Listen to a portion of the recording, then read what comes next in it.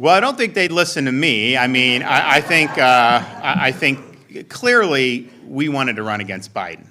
I've been dealing with Biden for since I've been governor. It's just the reality is he shouldn't have run in 2020. He was in the basement. He used COVID to be able to do that. And then it's really people have seen the decline over these years. It's just the reality. And when he agreed to do that debate, I told people, I was like, get your popcorn out. This is not going to go well. And it was probably, it's I think without question, the most consequential presidential debate in history because, and I said it the night after the debate when we were on TV, I said his campaign ended tonight.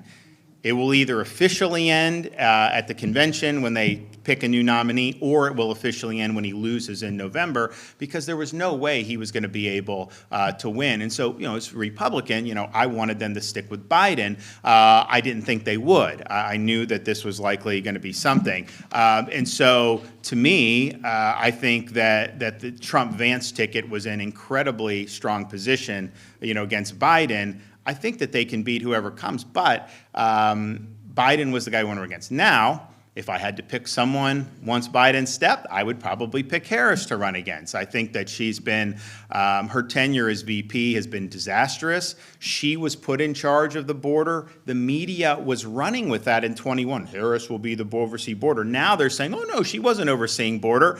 And these are the same reporters who wrote 4 years ago are now writing the opposite. They're running interference for her because of all the failures. That border ranks near the top of the failures of the Biden-Harris administration. And so she was there.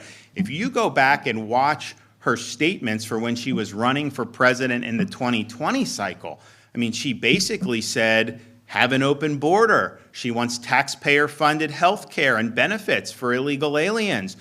She doesn't think you should deport somebody that's come. So she is, as bad as Biden's been on that, she's even more liberal on that. You look, she wanted to get rid of all private health insurance and said, let's just junk all that? Really? How many of you want the government to take away your private health insurance? I don't think a lot of Americans want to sign up to that. She supported confiscatory tax increases. She's been weak on crime. Now she's saying she's a prosecutor, she's tough. She was raising funds to bail out the rioters during the BLM riots in 2020. Are you kidding me? She was saying that Minneapolis needed to do more of what was going on.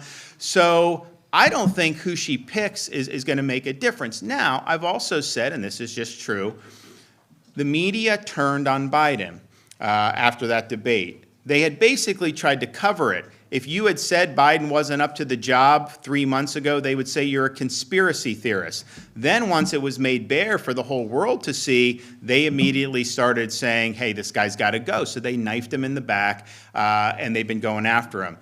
But they're not doing that because they're trying to help Trump. They're doing that because they want the Dems to have a better candidate so that they can beat Trump. And so they are going to elevate Harris, if she ends up being it, in ways that I think is going to, people like me are going to be like, you got to be kidding me. But that's what's going to happen. So Republicans need to be prepared. I also think it's possible that, if Harris falls on her face over the next few weeks, I think it's absolutely possible that they go a different direction at the convention. Remember, these are just these delegates can vote who they want to. They're pledging now.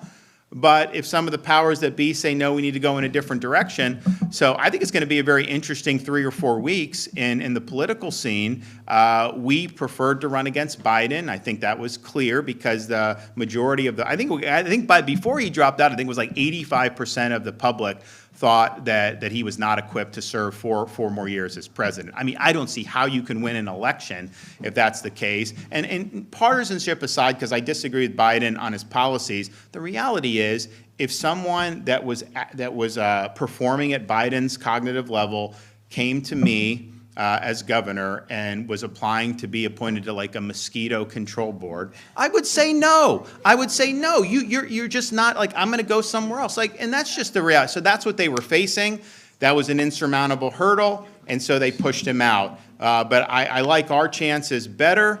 Although I will say that, look, I'm not going to give advice about VP, but I will say this: you're starting to hear it on I think CNN and some of these others. You have this governor in Pennsylvania. I don't know much about him. I mean, I saw that he was saying, like, you know, he was supporting gender ideology and a lot of things that I know I wouldn't go for. But people are saying in the media and on the left, well, she can't pick him, you know, because he's Jewish.